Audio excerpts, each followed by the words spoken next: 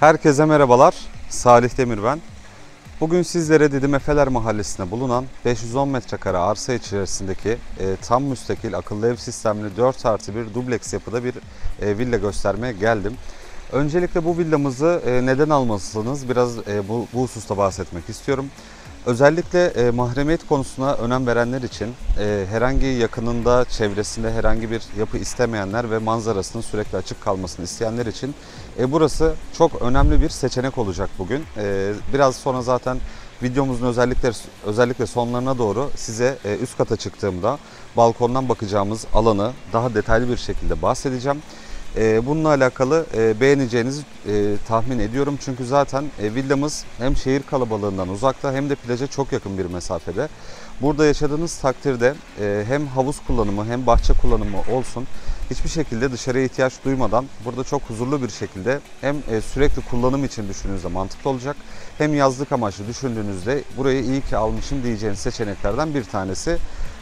Bugün burayı sizlere tarif etmeye çalışacağız elimizden geldiğince. Bununla alakalı tabii genellikle fiyat bilgisi videolarımızı izleyenler arasında soruluyor. Bunları gayrimenkul fiyatları özellikle güncel piyasa şartlarına göre ve mal sahiplerinin durumuna göre genellikle aydan aya ya da 2 ayda bir sürekli yükseldiği için veya bazılarının düşüşü olduğu için açıkçası genellikle videolarda pek fiyat söylemiyoruz. Çünkü değişkenlik gösterebildiği için. Ama bugün bu villamızın fiyatını başta söyleyelim. Burası Ağustos ayı itibariyle satış rakamı 25.750.000 Türk Lirası. Ağustos ayı itibariyle belirlenmiş olan fiyatı bu. Tabii imkan doğrultusunda seçenekleriniz, alternatifleriniz arasında araştırma yapıyorken burayı da özellikle dinlemenizi, burayı da özellikle incelemenizi tavsiye ederim.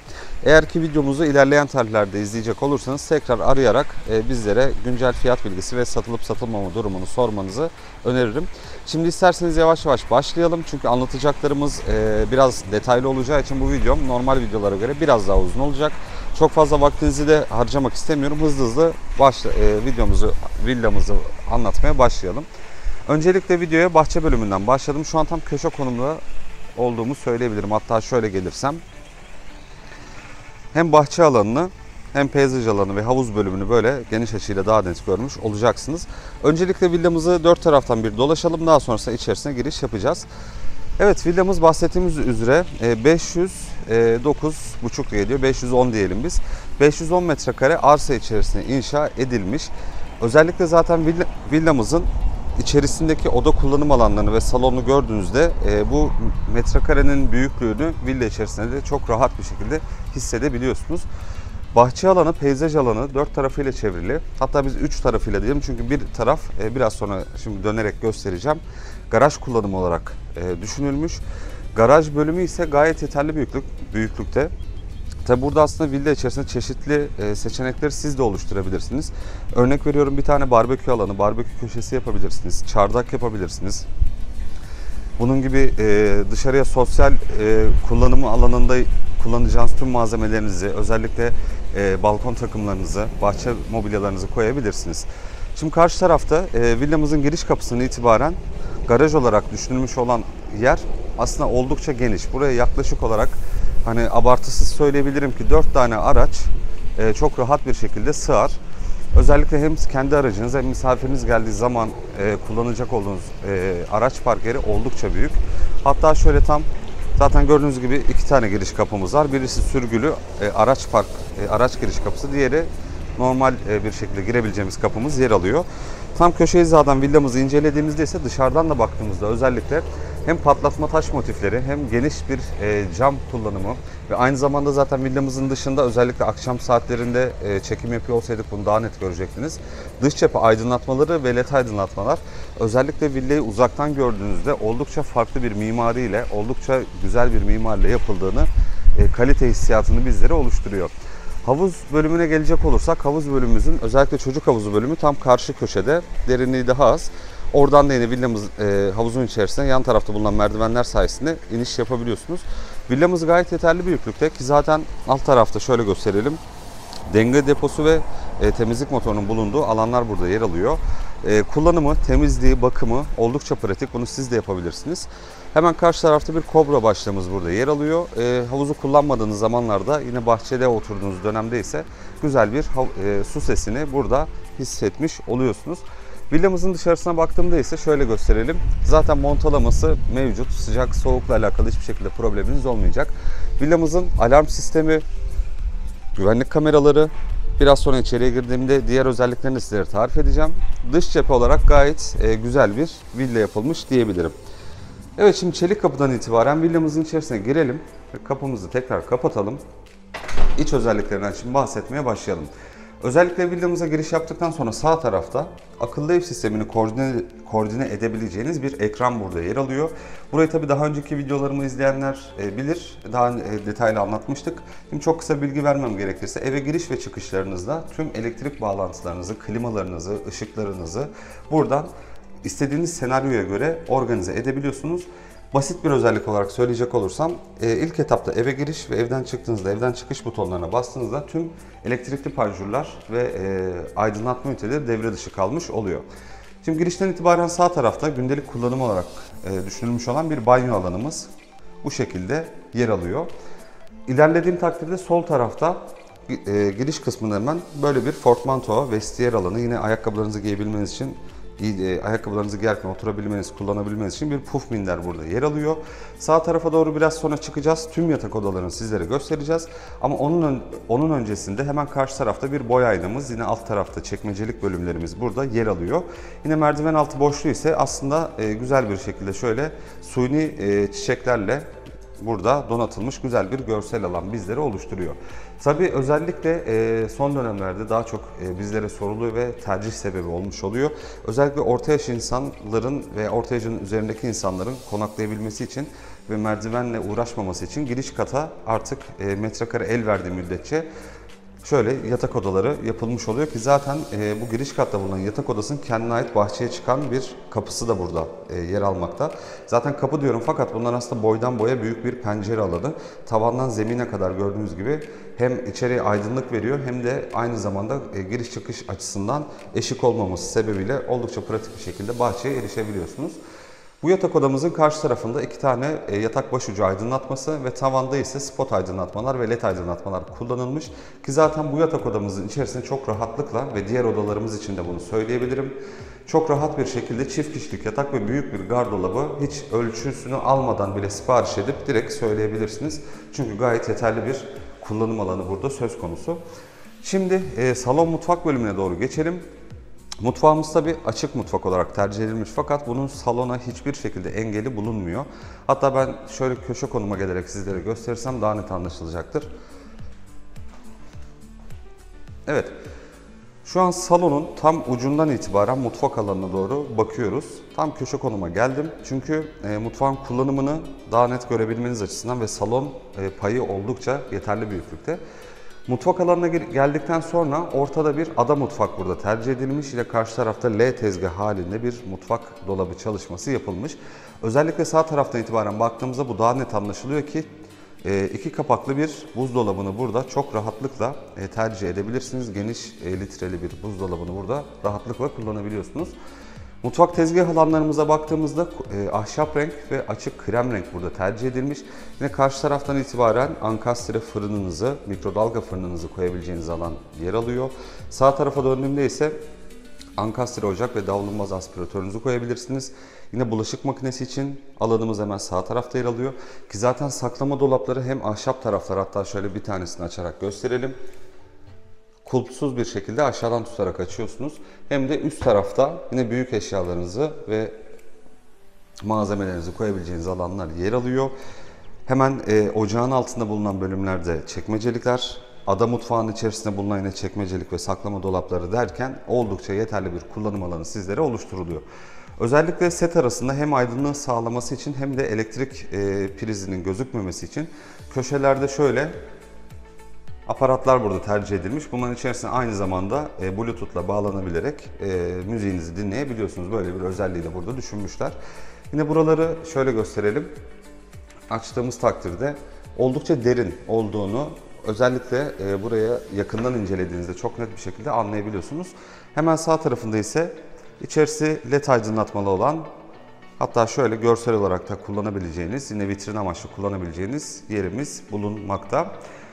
Mutfağa şimdi tam sırtımı döndüğümde ise salon bölümünü inceleyeceğiz. Salonumuz yaklaşık olarak şöyle tarif edeyim. Büyük bir oturma grubu koyulabilir. TV koltukları, baba koltuğu diye tabir ettiğimiz televizyon koltukları buralara konulabilir.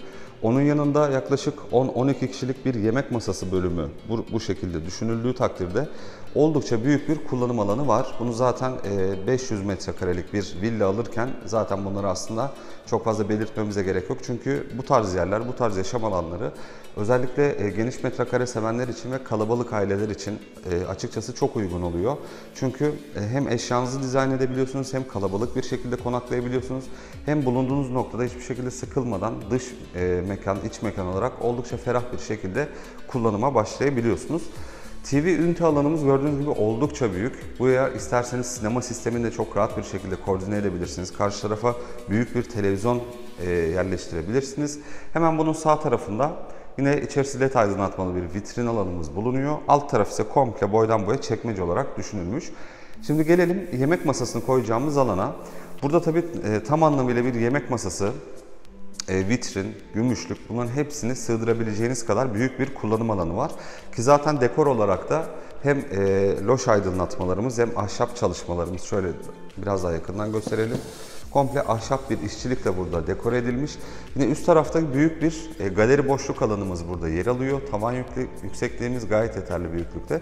Çünkü zaten villamız hem metrekaresi büyük hem oda sayısı 4 olduğu için İstenilseydi eğer buraya bir oda daha ilave edilebilirdi. Fakat alan öldürülmemiş. Burada özellikle ferah ve rahat bir kullanım alanı düşünülmesinden dolayı yemek masasının hemen üstünde galeri boşluğumuz, yine aydınlatmalarımız, zaten pencerelerimiz, dışarıda baktığımız pencerelerimiz burada çok rahatlıkla kullanılabiliyor. Pencere demişken size şöyle kullanımını da tarif etmeye çalışalım. Özellikle ofislerde, rezidanslarda kullanılan yana doğru açılan pencerelerimiz burada tercih edilmiş. Ki zaten renk farkından da anlayabileceğiniz üzere hiçbir şekilde perde kullanmadan buradaki camlarınızı, pencerelerinizi kullanabilirsiniz. Çünkü hepsinde karartma camlar yer alıyor. Bunlar hem görsel açısından videomuzun başında da bahsettiğimiz üzere mahremiyet konusuna önem verenler için bir artı ve aynı zamanda sıcaklığın gelmemesi açısından bir artı bizlere sağlıyor. Şimdi salon bölümünden dışarıya doğru baktığımda ise özellikle şu karşı taraflardan videomuzun sonunda bahsedeceğim. Havuz bölümümüz, bahçe peyzaj alanımız ve sol tarafta araç park yerimizi son olarak göstermiş olalım. Tabii iç özellikleri şöyle, içerisindeki detaylardan bahsedeceğimizi söylemiştik. Bu villamız içerisinde şöyle tavanda gösterelim. Yangın sensörü, kaçak su sensörü ve gaz sensörü de burada yer alıyor. Herhangi bir olası durumda, herhangi bir gaz kaçağı veya su kaçağı olması durumunda zaten telefonunuza veya tabletinize, kullandığınız cihazınıza internet bağlantısı sayesinde bu bildirimler gelmiş oluyor ve hemen önlemini almış oluyorsunuz. Yine kapının girişinde ise gördüğünüz gibi alarm sistemimizin sensörü de yer alıyor. Şimdi isterseniz üst katlara doğru çıkalım. Biraz da yatak odalarından sizlere bahsedelim. Özellikle merdivenleri çıkarken bile merdivenlerin genişlik mesafesi oldukça büyük. Zaten merdiven korkuluklarımız da açıkçası yine tamperli camlarla, darbeye dayanıklı camlarla burada tercih edilmiş. Karşı tarafta yine merdiven boşluğumuzun uzantısını bu şekilde görüyorsunuz. Şimdi üst kata geldikten sonra 3 tane yatak odası inceleyeceğiz. Bunlardan bir tanesi ebeveyn banyolu olacak. Hemen sağ taraftaki odamızdan başlayalım. Sağ taraftaki yatak odamız giriş kattaki yatak odası kullanımıyla aynı büyüklüğe sahip olan çift kişilik bir yatak odası burada yer alıyor. Tabii arka tarafa doğru baktığımızda sadece bir villa inşaatı var ve onun karşısında hemen parmağımla gösterdiğim yeşil alan zeytinlik arazisi. Özellikle devlete ait arazilerde biliyorsunuz imar yapılmıyor. Yani uzunca bir süre arkalarda herhangi bir yapı görmeyeceksiniz. Hemen sağ tarafa döndüğümde ise odalarımızın özellikle iç malzemelerinden bahsedecek olursak zeminde füme renkli granit seramikler burada kullanılmış. Kapılarımız yine gri renkte ve işlemeli lake kaplamalı Amerikan kapılar tercih edilmiş. Zaten aydınlatma ünitesi açısından hiçbir şekilde Burada ihtiyaç duymayacağınız kadar aydınlık bir ünite kullanılmış ki zaten bunun hepsi LED olduğu için aynı zamanda enerji tasarrufunu yapmış oluyorsunuz. Şimdi ebeveyn banyolu çift kişilik yatak odamıza geldiğimde ise burası yaklaşık olarak şöyle tarif edebilirim sizlere. Güncel bir yapılmış olan 3+1 dubleks dairemizin örnek verecek olursak salon kullanımı, salon ve mutfak kullanım alanı kadar geniş bir yatak odası burada yer alıyor. Bunda tabi özellikle böyle tam müstakil, akıllı sistemli bir villa aldığınızda bunu gerçekten iyi bir şekilde hissetmiş oluyorsunuz. Kullanım alanı gayet yeterli büyüklükte. Hem kendine ait balkon alanı var. Burada çayınızı kahvenizi içmek istediğiniz zaman şöyle gösterelim. Kendine ait bir balkon alanı ve önü gayet açık. Hiçbir şekilde yapının olmadığı güzel bir yerde balkonunuzda güzel vakit geçirebiliyorsunuz. Şimdi gelelim bu yatak odamızın ebeveyn banyo kullanımına. Girişten itibaren sağ tarafta tezgah üzeri şöyle göstereyim, bir lavabo alanımız ve yuvarlak bir şekilde düşünülmüş olan aynalığımız ki zaten bunun da yine arkasında gördüğünüz gibi elektrikli LED aydınlatmamız burada yer alıyor. Karşı tarafta bir askılı klozet ve hemen önünde ise büyük bir duşakabin alanımız burada yer almakta. Duşakabin içerisine normalde çok tanıtmıyorum ama burayı tanıtmak istedim çünkü burada ankastre bir armatür grubu burada kullanılmış. Gördüğünüz gibi tesisat hiçbir şekilde dışarıdan gözükmüyor. Sadece seramiğin içerisinden yukarıya doğru devam eden 2 adet armatür başlığımız burada yer almakta. Evet, bu yatak odamızı da tamamladık. Ebeveyn banyolu yatak odamız, yan taraftaki odamız ve alt taraftaki yatak odamızla birlikte toplamda 3 tane yatak odası sizlere tanıttım. Ve son olarak 4. yatak odamızı sizlere göstermek istiyorum. 4. yatak odamızın da kendine ait banyosu yok fakat kendine ait balkon kullanım alanı burada söz konusu. Hemen girişten itibaren sol tarafta şöyle yatak başucu aydınlatmalarını görebiliyorsunuz. Ki zaten tüm odaların içerisinde klima bağlantı noktaları yer alıyor. Burada sadece şöyle küçük bir sıva ile kapatılmış. Orada hemen klima bağlantı noktanızı açığa çıkartabiliyorsunuz. Şimdi gelelim özellikle bir de banyosunu ben sizlere göstereyim. Çünkü kapanışı balkonda yapacağım. Üst katta ortak kullanım alanına banyomuza bakacak olursak burası daha da büyük. Girişten itibaren karşı tarafta bir dolap alanımız burada yer alıyor. Bunlar alt tarafını çamaşır makinesi olarak, üst tarafını ise kurutma makinesi olarak kullanabilirsiniz. Ve sol tarafta şöyle gösterelim. Termosifon, yani sıcak su bağlantınızı kullanabilmeniz için bir termosifonu buraya koyabilirsiniz. Geri kalan taraflarda ise tüm deterjanlarınızı, şampuanlarınızı koyabileceğiniz alanlar yer alıyor. Yine bu banyomuz içerisinde de sağ tarafta bir askılı klozet, karşı tarafta yine içerisinde tabi ankastre armatür grubu bulunan, hatta biraz daha yakından şöyle gösterelim sizlere. Yukarıda 2 adet başlığı yer alıyor. Şöyle gösterelim, ankastre armatür grubumuz ve sol tarafa baktığımda ise yan tarafında yine LED aydınlatmalı bir dolabımız. Alt tarafta lavabo dolabımız ve tezgah üzeri kullanılmış olan lavabomuz burada yer alıyor. Tabii burada kullanılan ürünleri de şöyle yakınlaştırarak sizlere gösterelim. Serastyle ve Ne Varsın ürünleri burada tercih edilmiş. Oldukça kaliteli ve işçilik olarak da güzel monte edilmiş. Açıkçası hiçbir şekilde ekstralara ihtiyaç duymadan burada çok kontrollü bir şekilde sadece eşya ve mobilyalarınızı tercih edip direkt eşyalarınızı taşıyarak kullanabilmeniz üzere düşünülmüş. Buradaki ilk öncelik tabii ki konfor. Konfordan kastımız geniş bir kullanım alanı. Her şeyin yerli yerince mantıklı olması ilk amaç olarak düşünülmüş. Onun haricinde ikinci düşünülen şey uzun ömürlülük, sağlamlık. Bunlar genelde düşünülmüş ki zaten bunu hem içeride kullanılan yapı malzemelerinden, iç kapılardan, armatür gruplarından çok net bir şekilde anlayabiliyoruz. Üçüncü amaç ise burası yapılırken bana soracak olursanız tamamıyla huzur burada tercih edilmiş. Çünkü neden bunu söylüyorum? Bu fiyatlara düşünebileceğiniz daha seçenekler karşınıza tabii çıkacaktır. Ama onların içerisindeki en güvenilir ve en huzurlu adres burası olacağını sizlere tarif ediyorum. Şimdi gelelim videomun sonunda bahsedeceğimi söylemiştim. Özellikle karşı tarafta gördüğünüz gibi sıralı bir yapılaşmayı, hatta şöyle biraz daha yakınlaştıralım, daha net bir şekilde görebiliyorsunuz. Yine o mevkide de birçok sizlere villamızı tanıttık. Oralarda da güzel modern yapılar yer alıyor. Fakat biraz daha buraya geldiğinizde daha sessiz ve daha huzurlu bir müstakil yaşamı sizlere burası sunuyor. Bu ne demek? Hemen karşı tarafta gördüğünüz gibi araçların geçtiği yolun arka tarafında kalan yeşil alan boylu boyunca Hatta şöyle tepe olmasından dolayı da güzel bir esintiyi şu an bizlere sunuyor ki şöyle. Sadece bahçede bulunan ağaçları görmenizi istiyorum. Rüzgarın ne kadar güzel estiğini, ne kadar güzel bir esinti olduğunu daha net anlayabilirsiniz. Karşı tarafta araçlar tabii ki nereye gidiyor diyeceksiniz. Karşı tarafta bir tane sitemiz yer alıyor ve onun haricinde 2 adet yüzebileceğimiz plaj burada yer alıyor. Yan taraflarımız açık alan ve arka tarafımız şöyle gösterelim yine yeşil alanın devamı. Yani bunlar hazine arazisi olarak geçmesinden dolayı şu an için herhangi bir imar durumu söz konusu değil. Ben aynı zamanda sizlere tabii bulunduğumuz konumu da harita üzerinden, telefonum üzerinden bahsetmek istiyorum. Hatta şöyle bulunduğumuz yeri açalım.